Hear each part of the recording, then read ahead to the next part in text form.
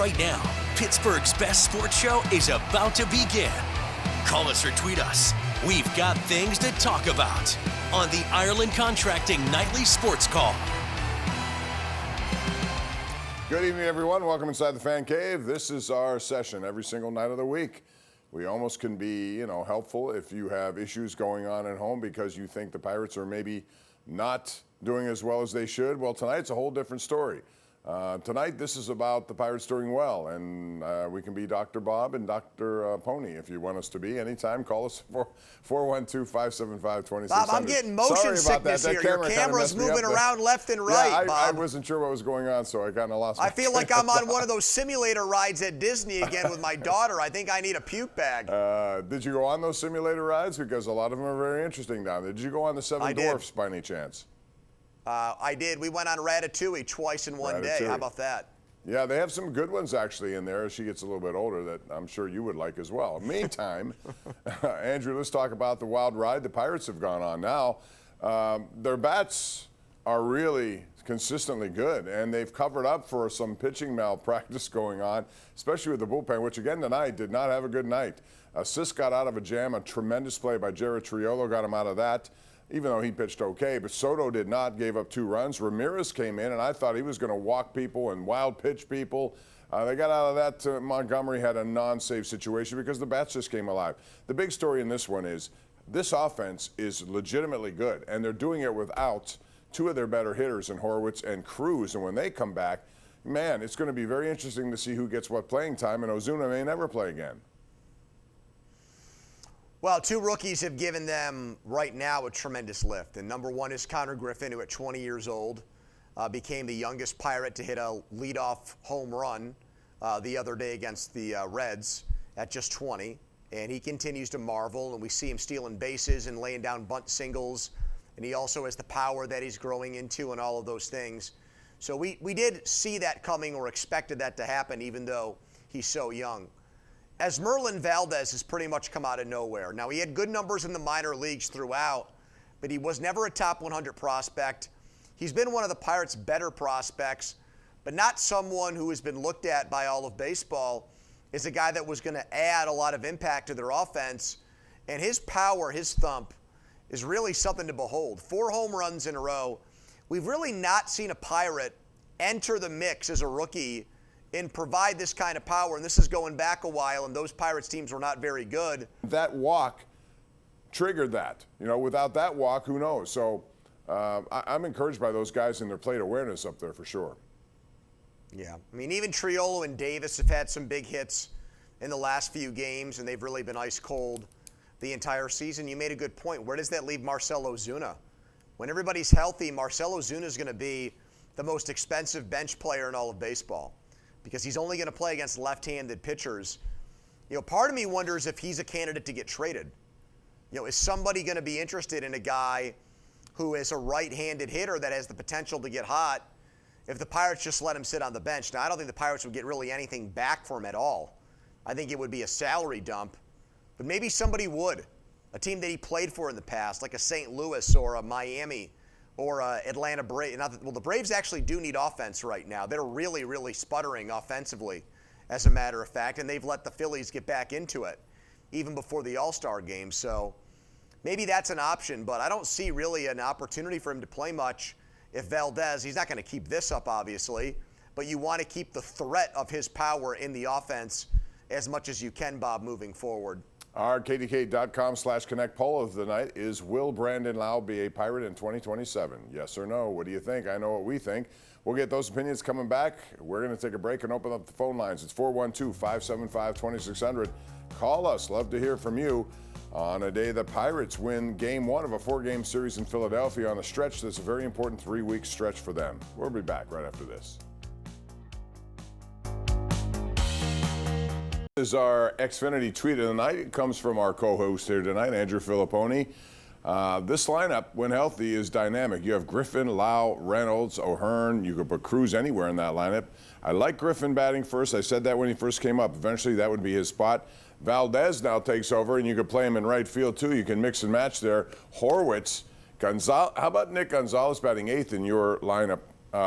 that goes to show you just how good this lineup can be, and I'm going to find it very difficult for teams. This is why, Andrew, if they get into the playoffs with the starting pitching potential they have, and if this lineup continues to produce, certainly not 11 a night, but, on average 4 runs, 5 runs a night, that kind of stuff, they could be a very difficult out in a playoff situation.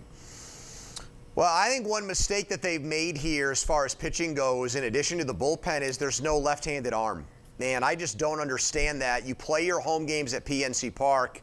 That's in theory 15 to 16 starts, maybe more, for a left-handed starting pitcher in those dimensions. Very friendly for lefties. And we've seen really just average lefties, whether that's a Zach Duke over the years or a Paul Maholm, or up on down the line to guys like Jose Quintana and Tyler Anderson more recently. They've all been effective at PNC Park because it is a pitcher's paradise for a lefty.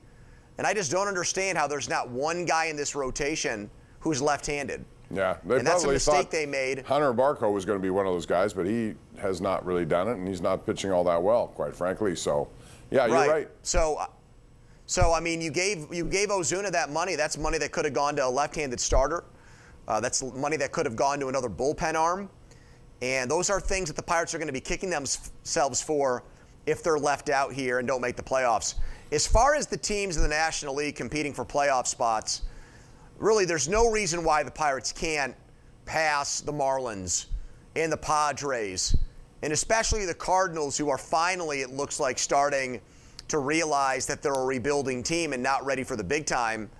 They should be able to get in that last playoff spot. And if they don't with this offense, then that is going to be really shameful because, Bob, the last time they led the National League in runs scored was 1991. It's been that long. They got a shot to do it this year. They could absolutely be the highest scoring team in all of baseball this season, which would be remarkable because last year they were dead last. I don't know if that's ever happened, from 30th to 1st in one season, and that's on the table with this team. Well, that's what we talked about. They made shrewd moves with Lau and with O'Hearn, and they brought up Griffin, quickly signed him, having now this Valdez and Cruz. We've thought the potential with Cruz is great, and all of a sudden it's all coming together. But when you put professional hitters in a lineup like this, others, and Reynolds, we talked about him, he had a tremendous June. By the way, Esmeralda Valdez became the 6th player since 1900 with a 4+ game home run streak in his first 16 Major League games. So think about that. You're going back over 100 years to see that, but that's how hot this guy has been. Let's get to our number one. Bob, the most home runs, I just want to say this before we get to our great callers. The most home runs by a right-handed hitter for the Pirates in the last 50 years is Jason Bay's 35. Mm-hmm. I think this guy's got a shot at that eventually, don't you? Eventually. From the little we've seen so far? Yeah, I mean, I'm going to go a little easy on him, and my expectations are that he's not going to continue this streak, of course, but I think they need to play him a lot. I don't think, even if he has an 0 for 4 tomorrow, he's going against Sanchez. He'll be in the lineup, and they've had trouble with Sanchez. And he's a left-hand pitcher. He's very efficient. We'll see what he does as a rookie. As I said, he's got great plate awareness. I like that about him. So he'll be tested the next couple of days, and then Zach Wheeler on Wednesday. Let's go to our number one Cochrane Go One Better caller of the night. Jerry in Franklin is first up. Hello, Jerry. Hey, guys. Thanks for taking my call. Mm-hmm. I love the show. It looks to me like the Pirates have gone last year from being the slumber company back to being the lumber company this year. It's great that it appears like they finally got a catcher.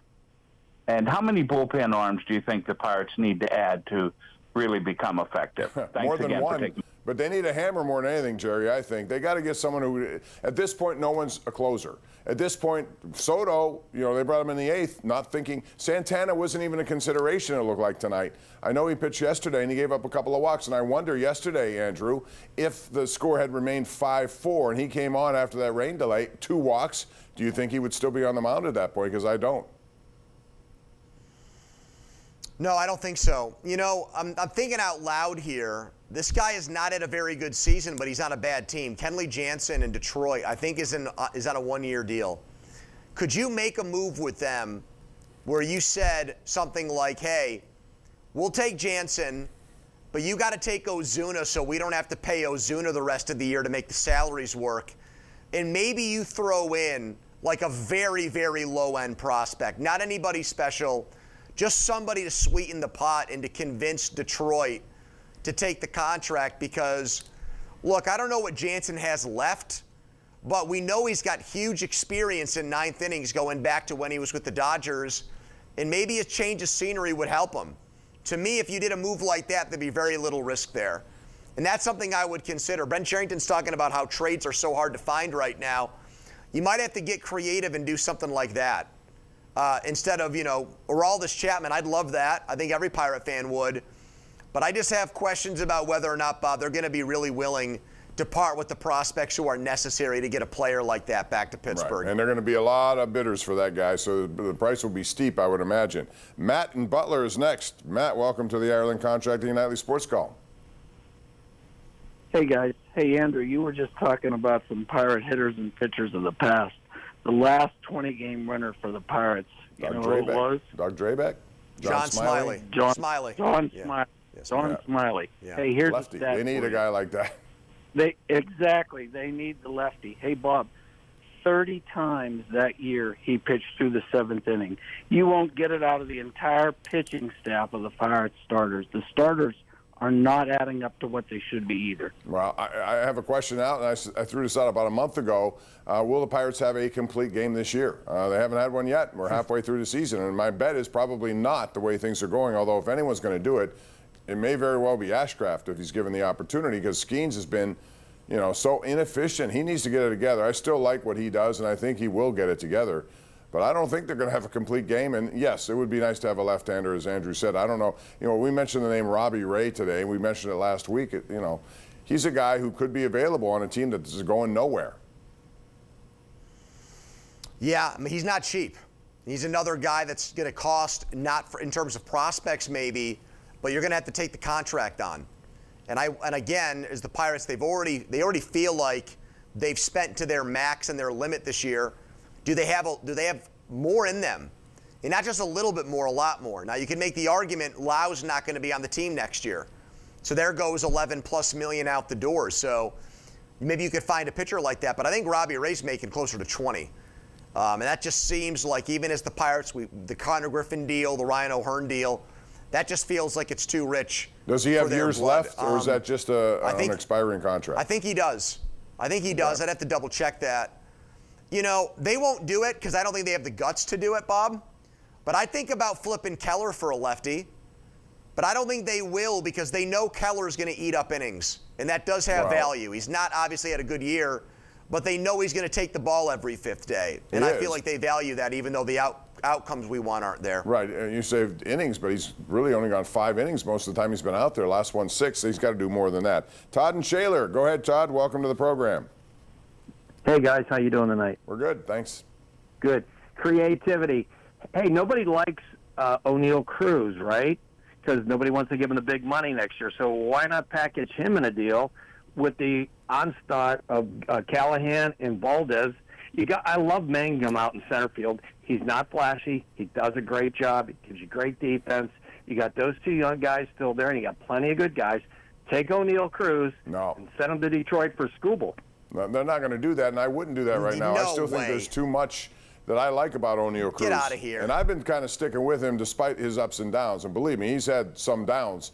But I think the talent is still too good. And listen, he was on pace for, what was he before he got injured? 30-30 minimum, right? 30 and 40? 30-40. Yep. Those are talents you don't get anywhere else. You may like Jake Mangum, fine. You may like some of these other guys. Tyler Callahan, nice trade by Ben Cherington to get him for Nicholas, who's no longer even with the Reds. I looked at the roster. I did not see him yesterday. Yep. Anyway, we've got to take a break. We'll come back with more right here on the Ireland Contracting Nightly Sports Call, 7 nights a week right here on KDKA+. All right, welcome back. We continue here. Bob Pompeani, Andrew Fillipponi. Character Matters on Twitter, or X, says, it's time to let Endy Rodriguez catch for Skeens. No wins in the last 8 starts.